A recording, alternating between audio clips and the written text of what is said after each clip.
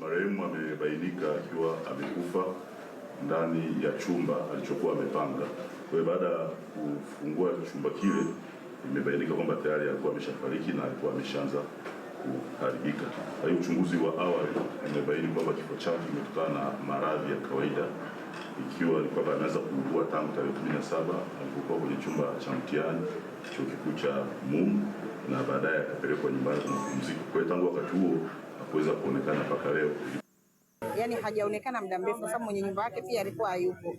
Amerudi jana usiku, leo anapita akakutana na harufu isiyo kuwa ya kawaida. Na mimi baada ya kufika hapa niliwasiliana na viongozi wangu kwa maana ya maafisa wa polisi kwa ajili ya kuja kufanya utaratibu, lakini pili kuja kuhakiki kwamba je, tukio hili limetokea kweli, na kama ndugu waandishi wa habari mnavyoona kweli tukio limetokea. Na masikitiko makubwa kuwa tumeondokewa na mwanafunzi mwenzetu, mwanafunzi wa mwaka wa 3 kozi ya ualimu wa masomo ya sayansi. Tarehe 17 ya mwezi huu alianguka akiwa anafanya mitihani, ni tatizo analo, inasemekana na degedege, na alikuwa anapata matibabu, kwa hiyo ilikuwa bado hajarecover vizuri.